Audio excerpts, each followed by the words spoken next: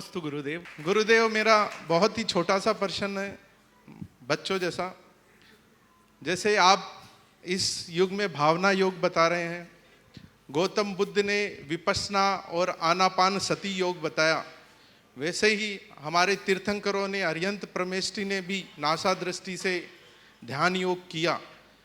तो मैं उस ध्यान योग के कैसे उन्होंने नासा दृष्टि से क्या योग किया उसके बारे में जानना चाहूँगा। देखिए, सबसे पहले तो मनोज भाई के स्वागत में एक बार जोरदार करतल होना चाहिए।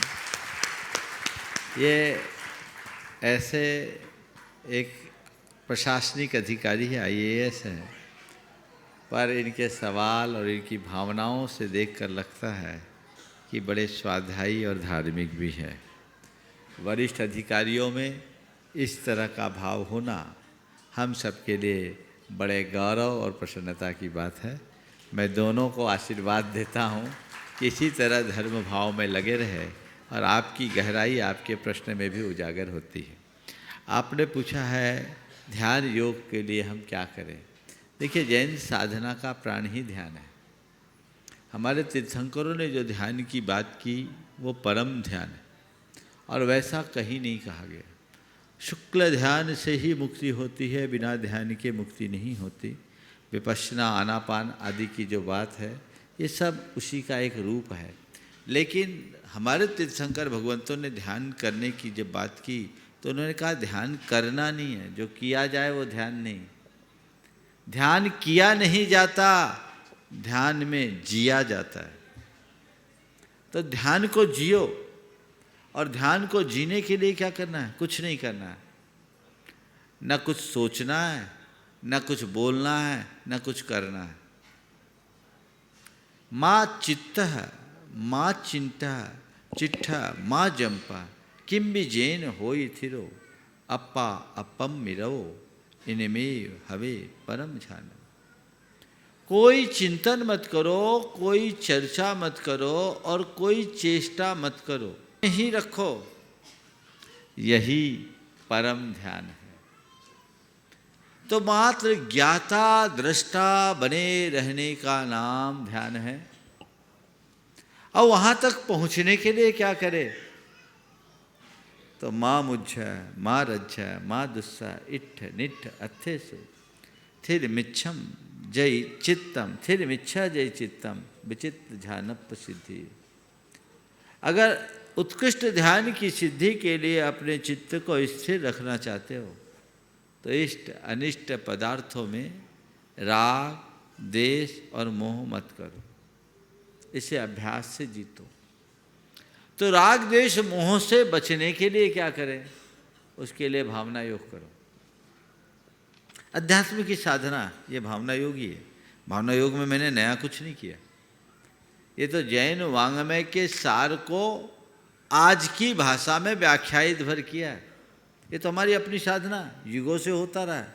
समय सार कुल नहीं, भावना योग है। राग, द्वेष, मोह से अपने आप को बचाना है तो क्या करो? अपने अंतस चेतना में जमे संस्कारों को हटाओ।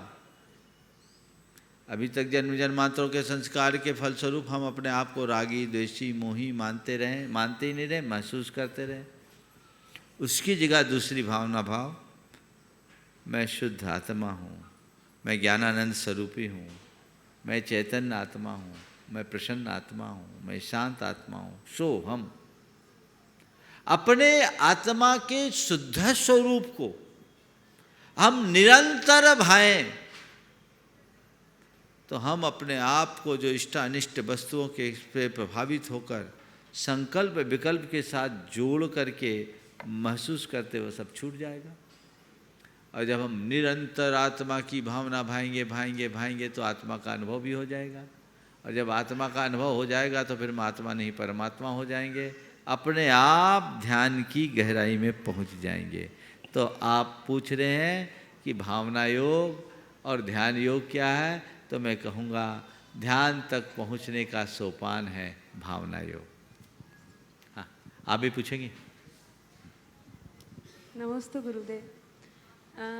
नित्य नियम में हम ऐसे कौन से 5 कार्य करें जिससे हमारा पुण्य का संचय हो? क्योंकि हम अपने बुजुर्गों से सुनते हुए आए हैं कि ये तुम्हारे पुण्य का संचय था इसलिए तुम्हारे साथ ऐसा हुआ, या तुमने कोई पिछले जन्म में पुण्य किया होगा तो ऐसा हुआ, तो अब इस जन्म में। बहुत बहुत अच्छा सवाल आपने किया है। नित्य जीवन में ऐसे कौन से 5 काम करे जिससे पुण्य का संचय हो। सबसे पहला परमिष्टि स्तवन, नमोकार की जाप, भगवान का स्मरण, उनको नमन वंदन, ये हमारे पुण्य के संचय का सबसे पहला काम।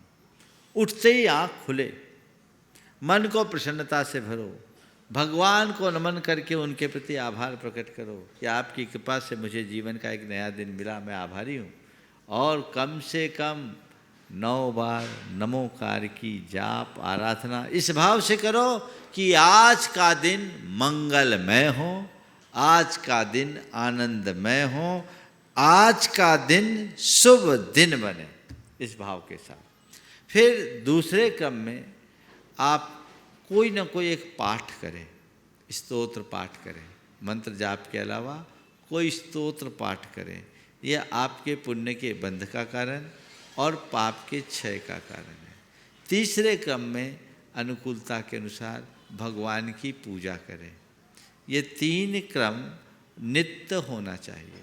चौथे क्रम में अगर साधुजन उपस्थित हैं तो उन्हें आहार दान आदि दें, और यदि नहीं हो सकता तो अपनी शक्ति के अनुसार कुछ न कुछ दान जरूर करें।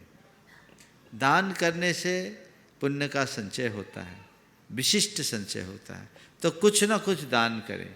और 5वें क्रम में आप नित्य स्वाध्याय सुने या करें, प्रवचन सुने, ये पुण्य संचय का विशेष कारण है।